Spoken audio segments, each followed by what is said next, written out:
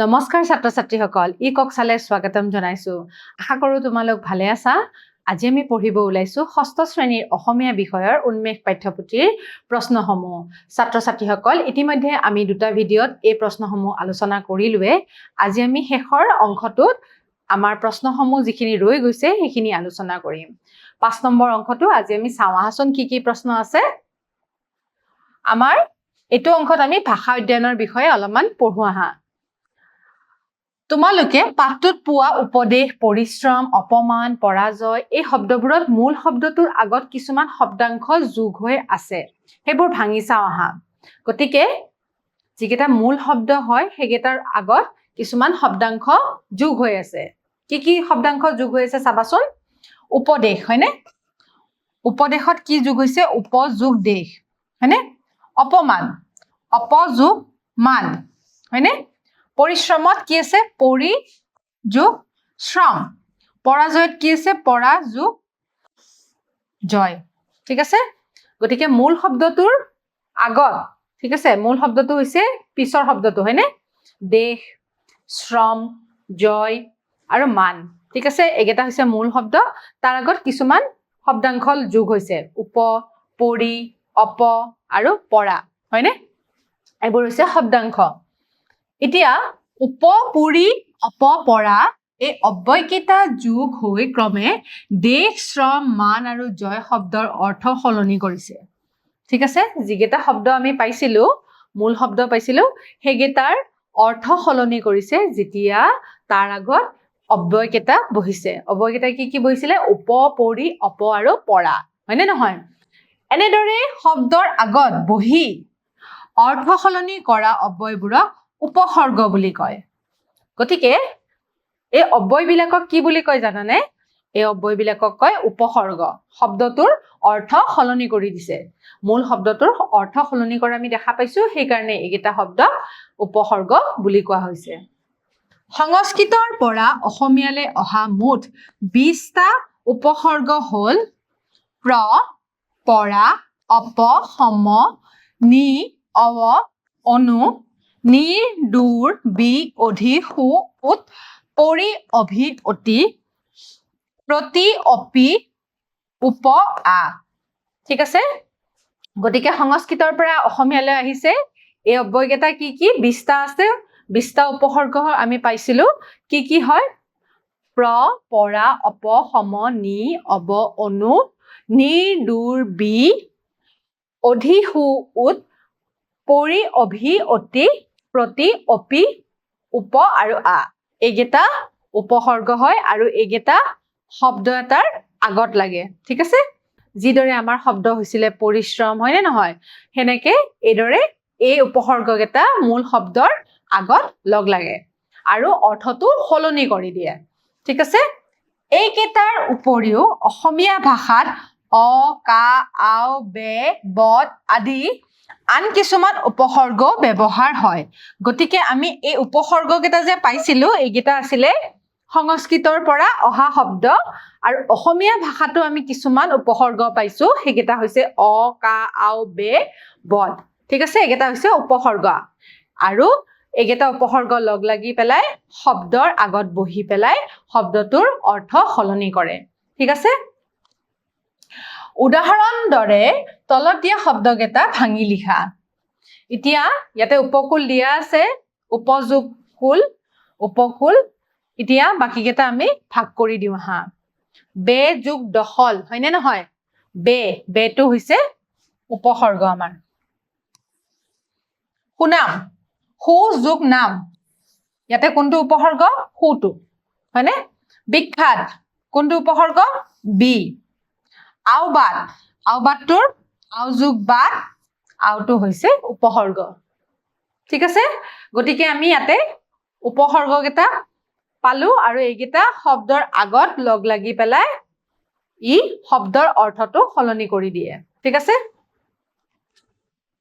তলত দিয়া শব্দবোৰৰ একোটাকৈ বাক্য ৰচনা কৰা গতিকে শব্দ কিছুমান আছে আমাৰ দিয়া হৈছে এই শব্দকেইটাৰ আমি বাক্য ৰচনা কৰি দিছো তোমালোকে চাই লোৱাচোন থুপাই শব্দটোৰ বাক্য আমি কিদৰে ৰচনা কৰিছো পৰীক্ষাৰ বাবে তথ্য থুপাই থোৱা বা লিখা দৰকাৰ হয়নে পৰীক্ষাৰ কাৰণে আমি কিছুমান বস্তু লিখি থওঁ নে নথওঁ আমাৰ নোট বহীত লিখি থওঁ তোমালোকে নিশ্চয় লিখা গতিকে পৰীক্ষাৰ বাবে তথ্য থোপাই থোৱা দৰকাৰ পাৰ্গত ৰীমাই ভনিতাতকৈ অংকত পাৰ্গত গতিকে ৰীমা অংকত পাৰ্গত হয় কাতকৈ ভনিতাতকৈ একাগ্ৰতা থাকিলে মানুহে সকলো কাম কৰিব পাৰে ঠিক আছে মনোযোগ দি পেলাই যদি কোনো এটা কাম কৰে তেনেহলে মানুহে সকলো কাম কৰিব পাৰে পুৰুষাৰ্থ কঠোৰ পৰিশ্ৰম আৰু পুৰুষাৰ্থৰ দ্বাৰা জীৱনত সফলতা লাভ কৰিব পাৰি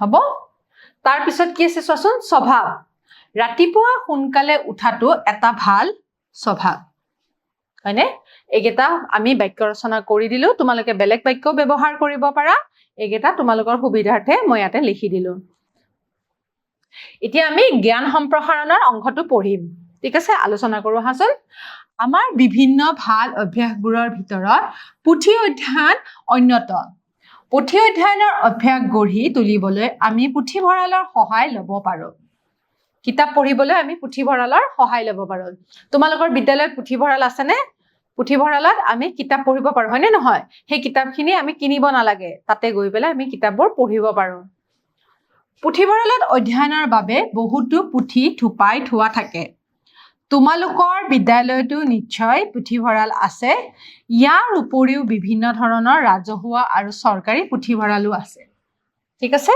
গতিকে ছাত্ৰ ছাত্ৰীসকল পুথিভঁৰালত আমি বহু কিতাপ পাওঁ পঢ়িবৰ কাৰণে তোমালোকেও নিশ্চয় বিদ্যালয়ত পুথিভঁৰালত পঢ়িছা কিতাপবিলাক বিভিন্ন ধৰণৰ বিভিন্ন দেশৰ বিভিন্ন লেখকৰ কিতাপ আমি পুথিভঁৰালত পঢ়িবলৈ পাওঁ কিছু কিতাপ আমি হয়তো কিনিব নোৱাৰিবও পাৰো বা উপলব্ধ নহবও পাৰে সেই কাৰণে আমি পুথিভঁৰালৰ জৰিয়তে আমি সেই কিতাপসমূহ আমি সহজে পাব পাৰো ঠিক আছে বিজ্ঞান প্ৰযুক্তিবিদ্যাৰ উন্নতিৰ লগে লগে শেহতীয়াকৈ ডিজিটেল লাইব্ৰেৰীৰো প্ৰচলন হৈছে আজিকালি চোৱা সকলোৰে হাততে মোবাইল থাকে হয়নে নহয় গতিকে এই মোবাইলতো আজিকালি ডিজিটেল লাইব্ৰেৰী পুথিভঁৰালৰ আন এটা নাম হৈছে ইংৰাজীত লাইব্ৰেৰী হয়নে নহয় তোমালোকে জানাই এতিয়া ডিজিটেল লাইব্ৰেৰীৰ কথা কৈছে ডিজিটেল লাইব্ৰেৰী মানে কি আমি মোবাইলতো আমি কিছু কিতাপ পঢ়িব পাৰো এইবোৰত বিভিন্ন পুথি ই বুক বুলি থাকে ঠিক আছে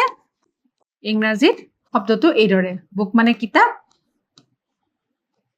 ঠিক আছে ই বুক আকাৰত থাকে আমি ডিজিটেল লাইব্ৰেৰীৰ পৰা মোবাইল কম্পিউটাৰ আদিৰ জৰিয়তে ঘৰতে বহি পুথিসমূহ পঢ়িব পাৰো হয়তো কিছু কিতাপ আমি আমাৰ ঠাইলৈ আনিব নোৱাৰিবও পাৰো বাহিৰা দেশৰ কিতাপ কিছুমান সেই কিতাপসমূহ আমি ই লাইব্ৰেৰীৰ জৰিয়তে পঢ়িব পাৰো কম্পিউটাৰ আৰু মোবাইলৰ জৰিয়তে পঢ়িব পাৰো তদুপৰি কিছুমান কিতাপ শুনিব পৰাকৈ ডিজিটেল মাধ্যমত শ্ৰাব্য ৰূপত থাকে ঠিক আছে কিছুমান কিতাপ আমি অকল আমি ডিজিটেল লাইব্ৰেৰীৰ কথা যিদৰে কৈছো আমি পঢ়িব পাৰো কিছুমান কিতাপ আকৌ আমি শুনিবও পাৰো মানে কোনোবাই কৈ থাকে অডিঅ' হিচাপত থাকে আৰু সেই কিতাপসমূহ আমি শুনিব পাৰো ঠিক আছে বিভিন্ন ধৰণৰ এপবোৰৰ যোগেদি এইবোৰ লাভ কৰিব পাৰি গতিকে আজিকালি তোমালোকে জানাই কিছুমান এপ পোৱা যায় সেই এপবোৰৰ জৰিয়তে আমি এই কিতাপসমূহ শুনিবও পাৰো ঠিক আছে কিমান সুবিধা হৈ গৈছে হয়নে নহয়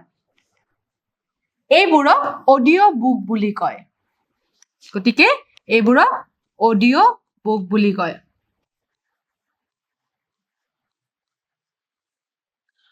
গতিকে যিসকল লোকৰ অকমান পঢ়িবৰ কাৰণে অসুবিধা হয় সেইসকল লোকেও অডিঅ' বুকৰ জৰিয়তে এখন কিতাপ পঢ়িব পাৰে বা বুজিব পাৰে তোমালোকে পুথি অধ্যয়ন কৰিবলৈ এনে সুবিধাসমূহ গ্ৰহণ কৰিব পাৰা গতিকে তোমালোকেও এই পুথি অধ্যয়ন কৰিবৰ কাৰণে এখন কিতাপ পঢ়িবৰ কাৰণে অডিঅ' আৰু ই বুকৰ ব্যৱহাৰ কৰিব পাৰা ডিজিটেল মাধ্যমত উপলব্ধ কেইটামান পুথিভঁৰালৰ ৱেবছাইট লিংক তলত দিয়া হৈছে গতিকে এই লিংকসমূহ তোমালোকে লিখি ৰাখিবা মোবাইল বা কম্পিউটাৰত তোমালোকে এইটো সাৰ্চ কৰিলে তাতে কিতাপ পঢ়িব পাৰা ঠিক আছে এইকেইটা লিংক ইয়াতে দিয়া হৈছে ঠিক আছে তোমালোকৰ কিতাপতো উপলব্ধ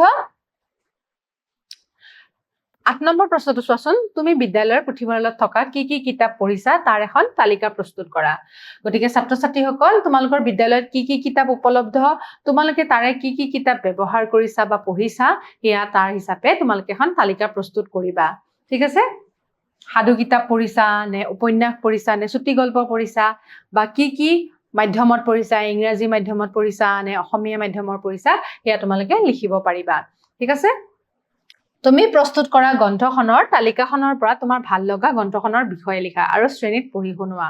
গতিকে ছাত্ৰ-ছাত্ৰীসকল, তোমালোকৰ যিখন কিতাপ ভাল লাগে সেই কিতাপখনৰ নামটো তোমালোকে লিখিব পাৰা, লেখক সংকলকৰ নাম, কোনে লিখিছে কিতাপখন, গ্ৰন্থখন ভাল লগাৰ কাৰণ, গ্ৰন্থখনৰ পৰা শিকিবলগীয়াখিনি।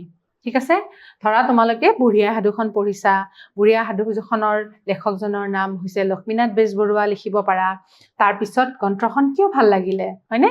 সেইখন তোমালোকৰ হয়তো তাৰে সাধুবোৰ পঢ়ি পেলাই তোমালোকৰ ভাল লাগিলে, তাৰ পৰা তোমালোকে কিবা শিকিলা, সেইখিনিও লিখিব পাৰা।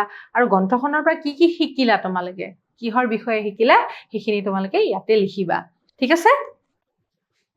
10 নম্বৰ প্ৰশ্নটো চোৱাচোন, পোষ্টাৰখন পঢ়া আৰু প্ৰশ্নকেইটা উত্তৰ দিয়া। ইয়াতে এখন পোষ্টাৰ দিয়া হৈছে, দেখিছা নহয়? কিহৰ পোষ্টাৰ? তোমালোকে তোমালোকৰ ঠাইত এনেকুৱা পোষ্টাৰবিলাক নিশ্চয় দেখিছা। পোষ্টাৰখন পঢ়াচোন, কি কি আছে?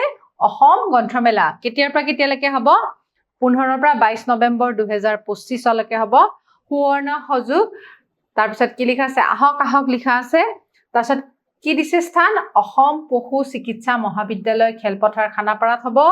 গ্ৰন্থমেলা খোলা থকাৰ সময় পুৱা 10 বজাৰ পৰা 9 বজালৈকে। ইয়াত ৰাজ্যিক, ৰাষ্ট্ৰীয় আৰু আন্তঃৰাষ্ট্ৰীয় পৰ্যায়ৰ 2 শতাধিক গ্ৰন্থ বিপণীয়ে অংশগ্ৰহণ কৰিব। সকলো গ্ৰন্থতে 10% ৰেহাই দিব, 10% ৰেহাই দিব। ঠিক আছে? এতিয়া আমি পোষ্টাৰখন পঢ়িলো, এতিয়া আমি প্ৰশ্নকেইটা চাওঁ। অসম গ্ৰন্থমেলাখন কেতিয়াৰ পৰা আৰম্ভ হ'ব? কেতিয়াৰ পৰা আৰম্ভ হ'ব ক'ব পাৰিবানে? 15 তাৰিখৰ পৰা আৰম্ভ হ'ব, হয়নে নহয়? 15 তাৰিখৰ পৰা আৰম্ভ হ'ব। 15 নৱেম্বৰ 2025 আৰম্ভ হ'ব। ঠিক আছে? তাৰ পিছৰ প্ৰশ্নটো চাওঁ, গ্ৰন্থমেলাখন ক'ত অনুষ্ঠিত হ'ব? ক'ত অনুষ্ঠিত হ'ব? দেখিছা নহয় তোমালোকে, এটা স্থান বুলি দিয়াই আছে। ক'ত হ'ব? অসম পশু চিকিৎসা মহাবিদ্যালয় খেলপথাৰ খানাপাৰা, গুৱাহাটীত। গুৱাহাটীত হ'ব। ক'ত হ'ব? অসম পশু চিকিৎসা মহাবিদ্যালয় খেলপথাৰত। তাৰ পিছৰ প্ৰশ্নটো চাওঁ, গ্ৰন্থমেলাখন কেই বজাৰ পৰা কেই বজালৈ খোলা থাকিব? গতিকে পোষ্টাৰখন চোৱাৰ লগে লগে আমি গম পাইছো যে গ্ৰন্থমেলাখন পুৱা 10 বজাৰ পৰা নিশা 9 বজালৈকৈ খোলা থাকিব, হয়নে? গতিকে এইখিনি সময়ত গৈ পেলাই আমি গ্ৰন্থমেলাখন চাব পাৰো আৰু তাৰ পৰা কিতাপ ক্ৰয় কৰিব পাৰো। গ্ৰন্থমেলাখনত কিমান শতাংশ ৰেহাই দিয়া হৈছে? গতিকে সকলো গ্ৰন্থতে 10% ৰেহাই দিয়া হৈছে। যদি আমি কিতাপ এখন কিনো, কিতাপখনত 10% ৰেহাই দিয়া হৈছে। শেষৰ প্ৰশ্নটোলৈ যাওঁ, গ্ৰন্থমেলাখনত কিমানখন বিপণীয়ে অংশগ্ৰহণ কৰিব? গতিকে ইয়াতে দিয়া আছে 2 শতাধিক, মানে 2 শতাধিক মানে কি? 200খন গ্ৰন্থ বিপণীয়ে অংশগ্ৰহণ কৰিব। গতিকে ছাত্ৰ-ছাত্ৰীসকল, আজি আমি এই পাঠৰ গোটেইখিনি ক্ৰিয়াকলাপৰ প্ৰশ্নখিনি গতিকে ছাত্ৰ-ছাত্ৰীসকল, আজি আমি এইটো পাঠৰ ক্ৰিয়াকলাপৰ প্ৰশ্নসমূহ আলোচনা কৰিলো। আশা ৰাখিছো তোমালোকে বুজি পাইছা।